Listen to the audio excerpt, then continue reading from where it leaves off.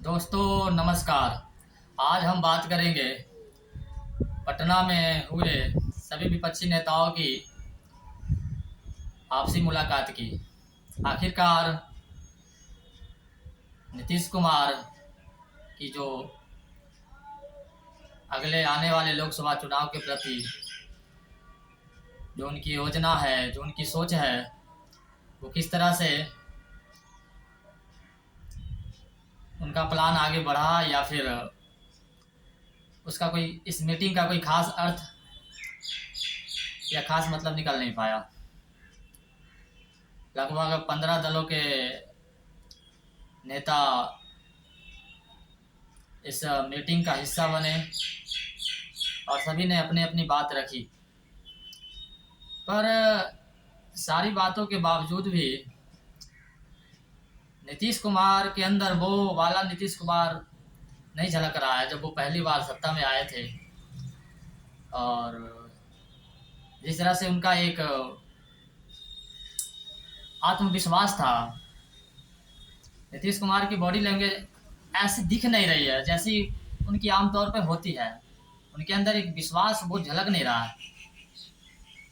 कहीं ना कहीं सरकार की मौजूदा स्थिति और जो सरकार की वर्तमान में नीतीश सरकार की जो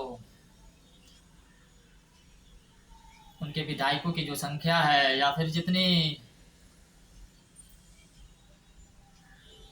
जितने विधायकों के साथ वो अपनी सरकार में चल रहे हैं, शायद यह भी एक बहुत बड़ी वजह हो सकती है कि जिसके कारण उनके मिजाज में एक आत्मविश्वास नज़र नहीं आ रहा है। और हालांकि विपक्षी पार्टियों का ये पहला सर्वदल जो भी दल जो विपक्ष में है, जो मौजूदा सरकार के मौजूदा केंद्रीय सरकार के खिलाफ है और उनके खिलाफ इकट्ठा हो रहे हैं, तो उनमें नीतीश कुमार सबके अगुआ तो फिलहाल बने हैं, पर आगे उनका भूमिका क्या रहने वाला है, वो किस तरह से अ, अपनी रणनीति आने वाले आम चुनाव में दिखाने वाले हैं, ये तो आने वाला वक्त ही बताएगा। फिलहाल दल तो मिले हैं, पर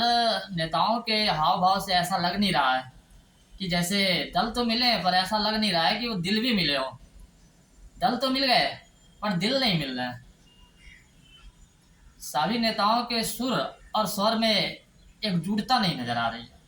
एकत्रित वो जरूर हुए हैं एक मंच पर एक साथ, पर उनके अंदर एकजुटता नजर नहीं आ रही है। और कहीं ना कहीं आगे लगता है कि शायद ये लोग साथ आगे आगे आने वाले आम चुनाव तक ये साथ चल पाए या ना चल पाए, ये तो देखने वाली बात होगी। पर सभी दलों की जितने भी दल साथ में आए हैं, वो चाहे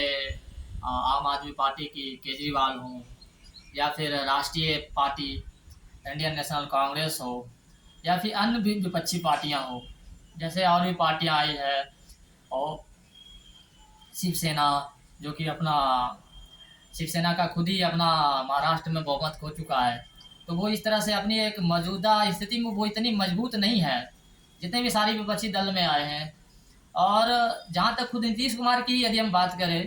तो वो फिलहाल अपने मौजूदा सरकार में अल्पमत में चल रहे हैं और फलस्वरूप और शायद और नेताओं में भी उनके प्रति जो पहले वाला एक छवि था और एक पहले वाला जो उनका लोगों में एक उनका एक व्यक्तित्व था, उस व्यक्तित्व में भी कहीं ना कहीं काफ़ी ज़्यादा गिरावट आई है। और देखने वाली बात है कि किस तरह का रोड मैप अगले लोकसभा ज़्यादा से ज़्यादा समय, चूँकि ज़्यादा समय रह नहीं चुका है और आने वाले दिनों में कई सारे राज्यों में लोकसभा के पहले भी कई विधानसभा चुनावों का होना भी है,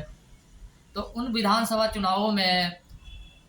कांग्रेस का प्रदर्शन कैसा रहता है या फिर अन्य जो क्षेत्रीय दल जिस तरह से अपने बीजेपी से बाहर जो भी पार्टियां अपने सत्ता में बनी हुई है या फिर क्षेत्रीय दल, तो ये सारी बातें देखने वाली है। और ये सारे विपक्षी दल मिलकर के किस तरह का कॉमन मिनिमम एजेंडा तय करते हैं और उस एजेंडे पे कितने सफलतापूर्वक वे अपने कदम को बढ़ाते हैं, इनकी जो सर्वदलीय नीति और रणनीति कैसी होने वाली है, ये आगे आने वाला कुछ समय में साफ हो जाएगा। हालांकि फिलहाल में पार्टी जो कि कांग्रेस पार्टी का आत्मविश्वास काफ़ी ज़्यादा बढ़ा हुआ है, क्योंकि हालिया नतीजों में जिस तरह से उन्हें पूर्ण बहुमत की सरकार विधानसभा में इस दल ने बनाया है, तो कांग्रेस भी अब वो एक नई संजीवनी मिल गई है। पर साथ ही साथ कि मान लिए कि आम सहमति अगर हम बन भी जाए, सारे दल एक साथ एक मंच पर एक कॉमन एजेंडा बना भी लेते हैं, तो फिर सीटों के बंटवारे का फार्मूला क्या जाने वाला है और क्या सभी पार्टियां उस सीटों के बंटवारे के फॉर्मूले से संतुष्ट होगी, संतुष्ट रह पाएगी, या फिर जिस पार्टी को मान लीजिए अगर कांग्रेस बड़ी पार्टी है, राष्ट्रीय नेशनल स्तर की पार्टी है, तो निश्चित तौर पे उसकी मांग होगी कि आम चुनाव में उसे ज़्यादा से ज़्यादा सीटों पे चुनाव लड़ने दिया जाए, ताकि यदि वो सत्ता में आती है तो उसके लिए ज़्यादा बड़ा संकट ना खड़ा हो। अगर क्षेत्रीय दल ज़्यादा सीटों पे चुनाव लड़ेंगे तो निश्चित है कि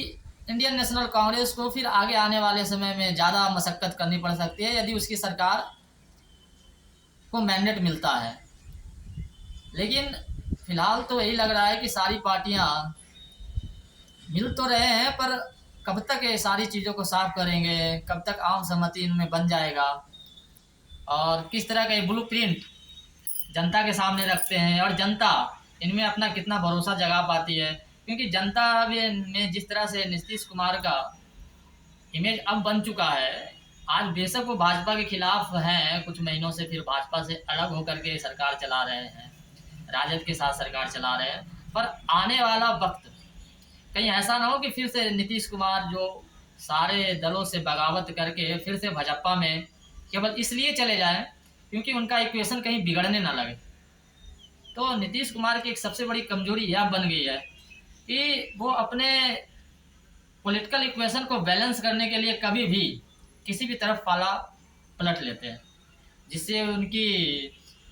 जनता में भी विश्वास उनके प्रति कमा है और साथ ही साथ दलों में भी उनकी विश्वसनीयता पहले वाली नहीं रही है। जो जिस पहले फर्स्ट टर्म और सेकंड टर्म जिस तरह से बिहार में उन्होंने पहला और सेकंड टर्म में जिस तरह से उनके प्रशासन ने काम किया था, खुद नीतीश कुमार ने काम किया था और कुछ नीतीश कुमार ने अपने बातों को और वादों को पूरी तरह से मजबूती के साथ निभाया था, अब वो पहले वाला नहीं है। साफ दिख रहा है कि नीतीश कुमार अब किसी तरह से अपने आप को बचाने की जुगत में लगे हुए हैं। इन 15 दलों में या जो भी 15 या 16 जितने भी दल शामिल हुए उनमें से 2 सरकारें केंद्र सरकार के खिलाफ संघर्ष कर रही है।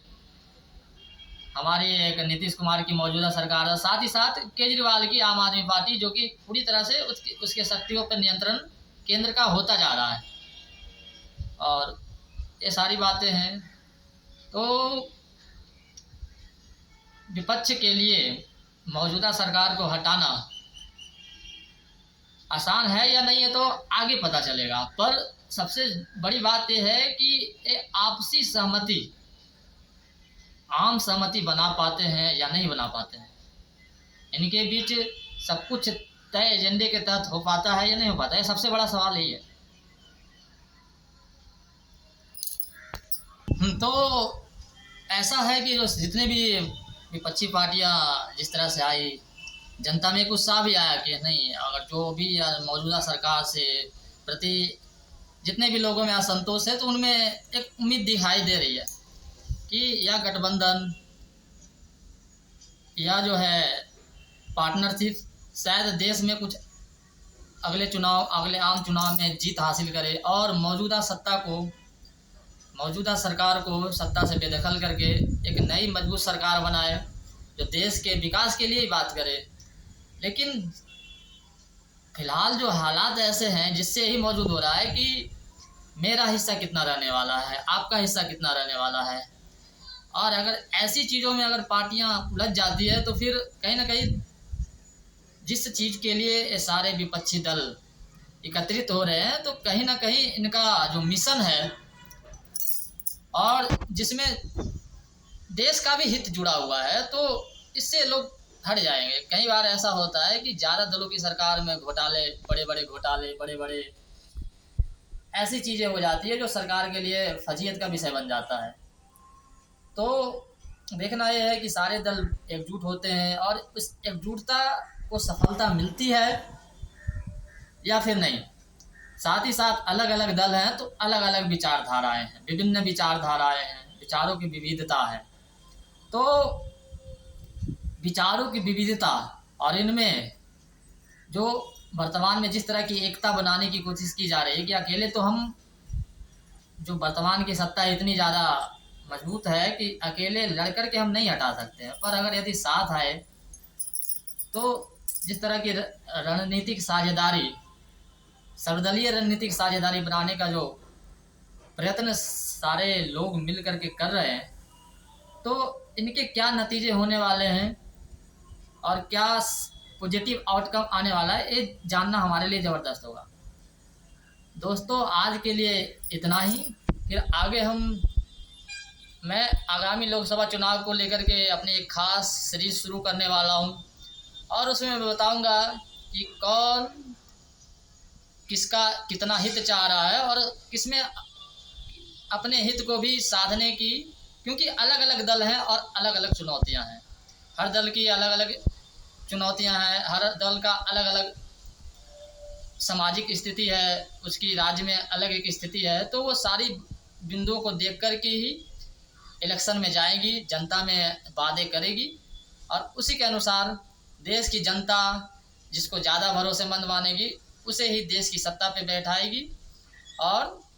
तभी देश का भविष्य बेहतर बनेगा। और आज के एपिसोड में इतना ही, और अगली एक नई सीरीज जो आ रही है उसमें हम लोकसभा चुनाव को पूरी बारीकी से कवर करेंगे और हर छोटी बड़ी जानकारी को मैं आपसे साझा करता रहूँगा। और क्योंकि ये मेरा पहला वीडियो है, मैंने कोशिश कर रहा हूँ, छोटी सी कोशिश कर रहा हूँ और आगे आने वाले दिनों में मैं ज़्यादा से ज़्यादा बेहतर से बेहतर कंटेंट, बेहतर से बेहतर मटेरियल, जो भी प्रामाणिक बातें होंगी मैं आप सभी दर्शकों तक, सभी श्रोताओं तक प्रामाणिक तथ्यों को आपके सामने प्रस्तुत करने का प्रयास करूंगा। उम्मीद है कि आप हमें ज़्यादा से ज़्यादा प्यार देंगे और हमारे चैनल को, फिलहाल तो मेरी चैनल शुरू है इसलिए आपको अगर वीडियो अच्छा लगे तो आप उसे लाइक कर दें और ज़्यादा अच्छा लगे तो शेयर कर दें और आपको जो भी सुझाव है आप कमेंट में उसे लिख करके दें। हम उससे जो भी कमियां हैं उसके ऊपर काम करेंगे और तब तक के लिए धन्यवाद।